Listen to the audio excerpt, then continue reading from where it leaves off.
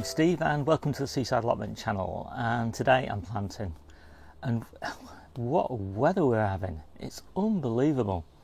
I have just never known continuous rain like we're having in August and actually the back end of July. It's just been endless, and I've had real problems with fungal spot on the beetroot, for example. It's really devastated the bolt hardy crop. Fortunately, the golden beetroot doesn't seem to be quite as badly affected, and the new plantings haven't got it yet. But yeah, the spring plantings are just a right mess. But anyway, set that aside because it's planting day, and I always enjoy planting. I hate clearing beds, I really love planting them. And today we're going to put a whole load of cabbages in, red cabbages and Winter King and a Savoy cabbage. I can't remember which one it's called. Tundra, yeah, Tundra. And in fact I've already planted those, so I can't show you what I'm doing there, but I'll show you the end result. And I'm planting a lot of lettuces, and incredibly for August I'm actually going to put the covers on the coal frames.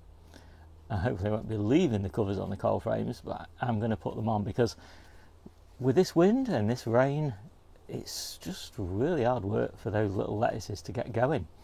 And even some of the mature lettuces, I've got windburn on the tips, I've got some rotting on some of the hearts and the growth points. It's not good. I've never experienced anything like it. So yeah, I'm going to put the covers on, so I'll show you that. And that's one of the nice things about the way I've structured my allotment. The fact that I can use a combination of mesh covers for shade and poly covers even in summer to provide protection just gives me a kind of insurance policy against crazy weather conditions, because you know those lettuces are going to really like it under those covers in bad weather. So yeah, I'll show you what I'm doing, and yeah, hopefully you can laugh about the weather conditions as well.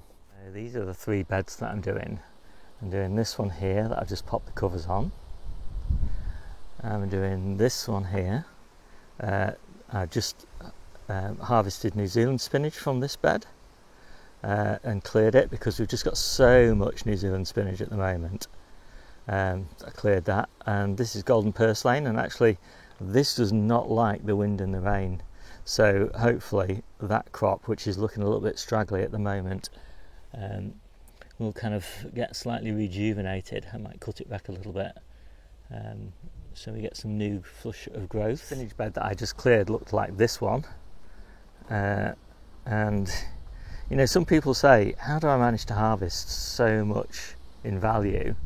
Well, it's because I harvest a lot of crops like this, leafy greens, and they just give such an abundance of, in this case, spinach.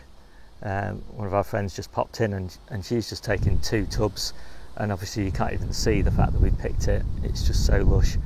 I think we picked about 9 or 10 tubs yesterday and another 10 tubs a few days ago off the 3 beds that we've got. So New Zealand spinach is definitely a star. And in this bed I just cleared it of spring onions, and so I've just been walking around the allotment site giving spring onions away, because we've just got masses of spring onions. You can see them in that bed as well. And because I've got quite a lot of mature stuff in this bed, and I can't close this lid, but I can leave it on this high setting, and that will provide no end of shelter from the wind, because the wind's kind of coming in this direction here, and so it's fully sheltered in here. It's a beautiful little microclimate really underneath that polythene. This is the last coal frame that I'm going to plant up, and this one actually did have lettuce in, and I would not normally plant lettuce after lettuce, but this is just the bed I've got free, so it needs must. I've got this gorgeous red ruble kale next to it. I don't know how that's going to like being under the covers, but hopefully it'll be alright. This bed's going to get planted with Grenoble red, and these plants are not very good. They're a little bit leggy and wangy, I actually left them outside last night and they got heavily battered in the thunderstorm, and that's what made me think, yeah, I'm going to put the covers on. But once they're planted in here, they're not too bad. Made all the holes with my fingers, just popped 2 fingers in like that, and just pulled it back. So when I'm planting, I just like to pop the plug in the hole, just slightly below the soil level like that, and then just give it a little bit of a firm in. It's a little bit difficult to do that whilst I'm videoing. Basically, something like that. You don't need to be too fussy about it. Plants like to grow. Keep a few spares just in case. Now these Grenoble red plants are what I would like to be planting. Those look really healthy compared with those. And that's just because these here have grown in this really bad August, and so they've grown, inside where it's warm, but also where there's not much light, and so they've just gone really leggy and horrible. Whereas these plants, amazingly, were actually planted earlier, and they're just much stockier plants, much healthier. So I'm going to plant those as well. So this is my next lettuce bed. And I'm going to plant these. These are Navara. These are a lovely oak leaf lettuce, very loose leaf. And next to those are Moon Red, and I really like Moon Red, and they're a Harting cos, but there's not enough time, I don't think, for these to mature left if the weather's going to be very variable. So I'm just going to plant these 25 of them in this bed. So this is the technique. 2 fingers, pull back. 2 fingers, pull back. 2 fingers, pull back. Simple as that. And then same in the other direction, same spacing. Couldn't be easier, could it really?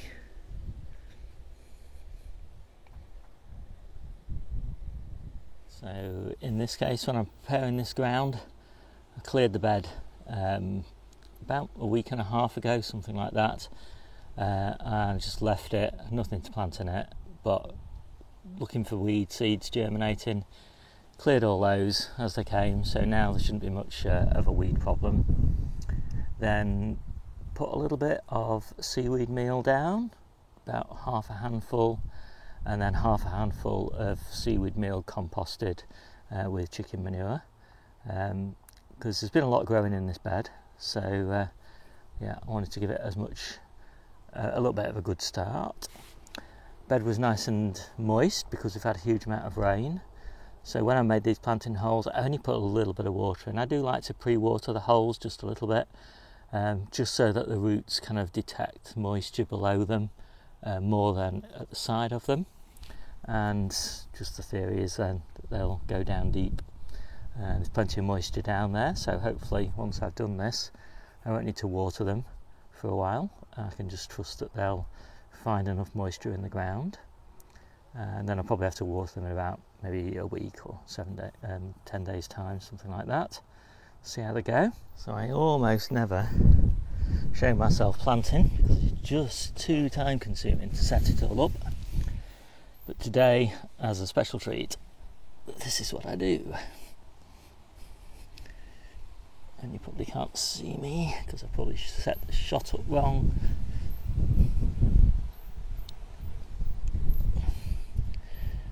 But it really couldn't be easier. Plants like to grow, and you'll be amazed hopefully when you take a look, if you take a look at these plants in about a week's time, and they will have grown, and I'm taffled up with my microphone.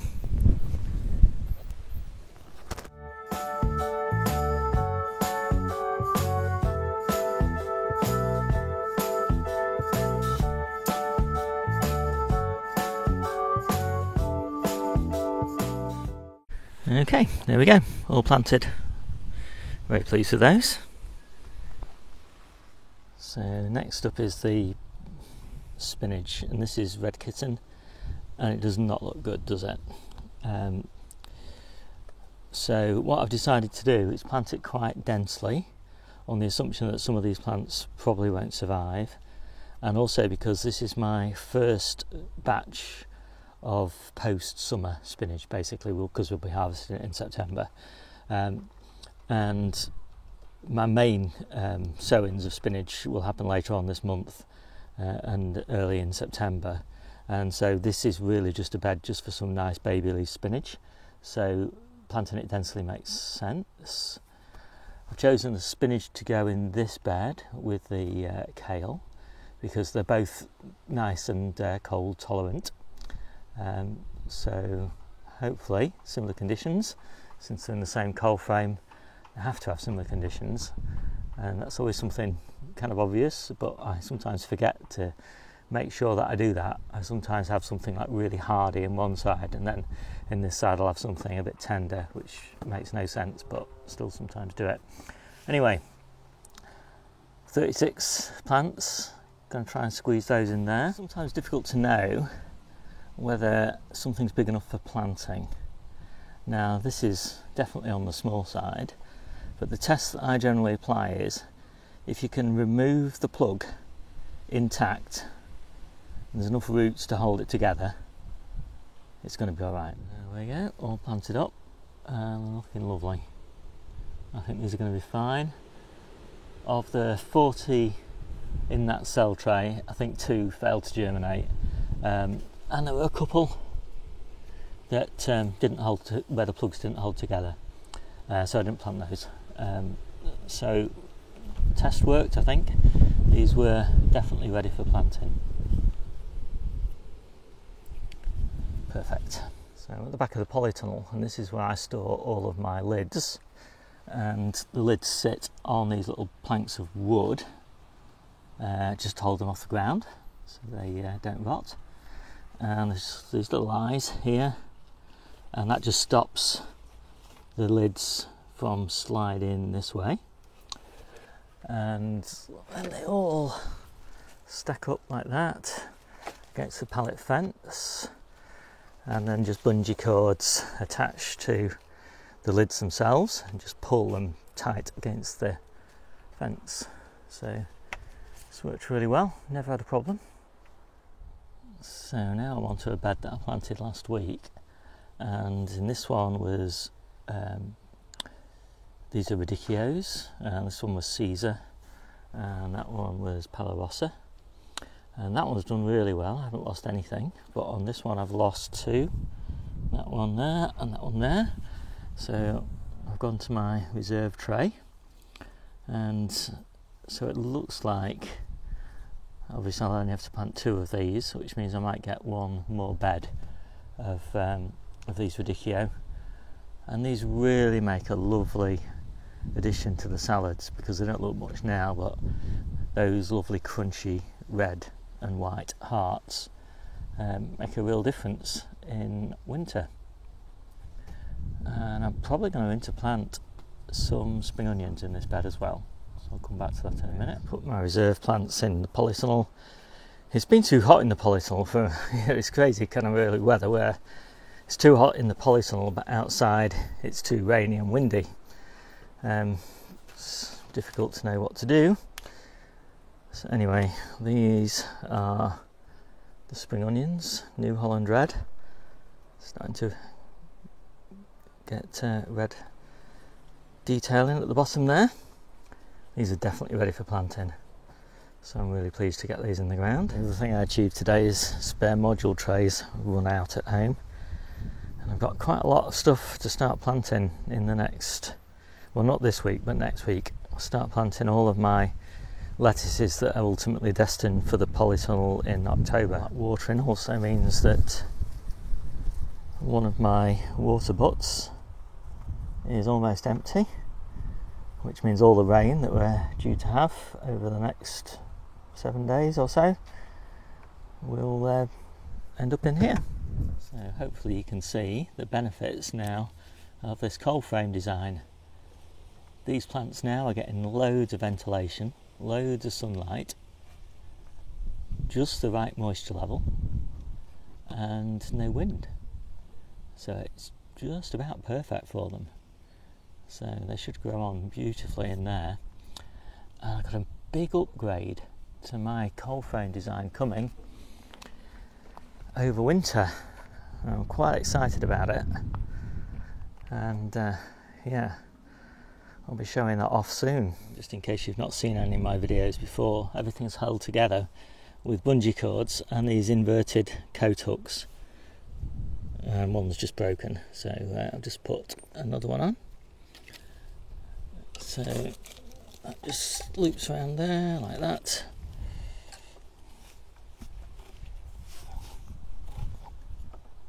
There we go. It's all lovely and taut against the wind.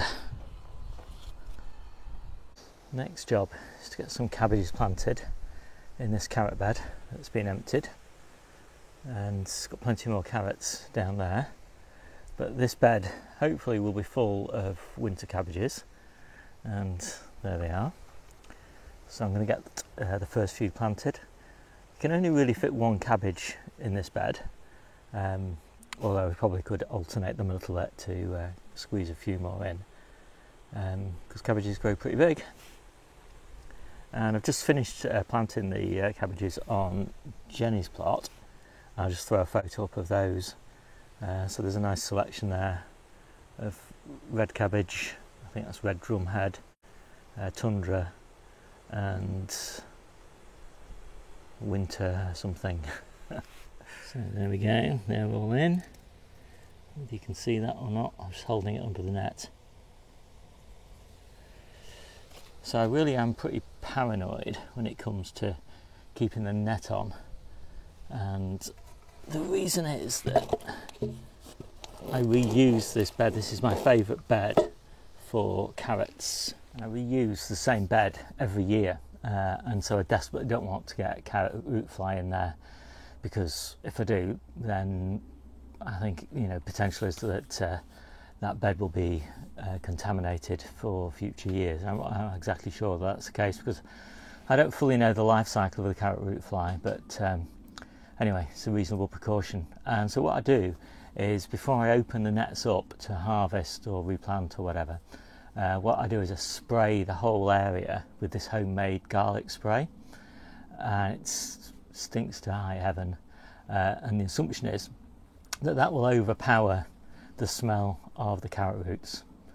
And then if I leave the net open like I have just, because I've been planting those cabbages, I move the carrots that I've harvested away, you know, so they're at the other side of the plot. So if they can smell the carrots, the carrot fly will go to those carrots rather than to the garlic smelling bed.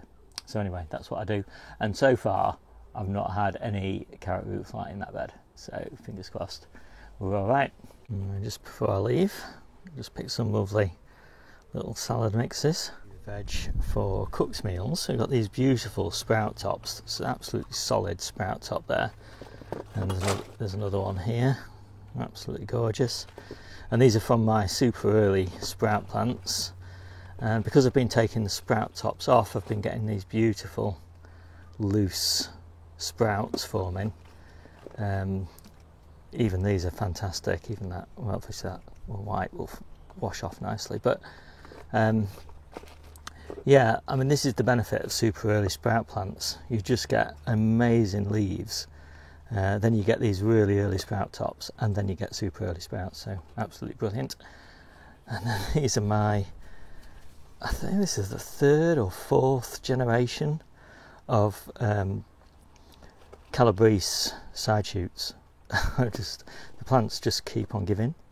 Some amazing, just beautifully tender kales, a few runner beans, a few French beans, and these are actually sprouts that have been naturally, so these have matured at their natural rate, so they're not super early ones, just standard planted in April ones, and so these are nice and tight, so you can see the difference between these kind of little clumps of beautiful tender leaves, which you get when you do them super early and take the tops off early, and you can see these nice and tight when you let everything, nature, take its course. But of course we've just harvested these, so these are our first ordinary sprouts. We've been harvesting those others that you've just seen for months. And some lovely carrots. And finally a lovely little selection of smoothie greens, 3 or 4 different types of kales, lots of beets, New Zealand spinach, chard, things like that. Really lovely. So I think that's pretty much it. That's my day done. I've just done some watering of the hoop tunnels, little low tunnels rather, and the polytunnel, so I've got masses of space in all my water butts, so they should fill up nicely with the next few days of rainfall. I shall be full again. So with that, I'll say see you soon. I hope you enjoyed this video. Bye for now.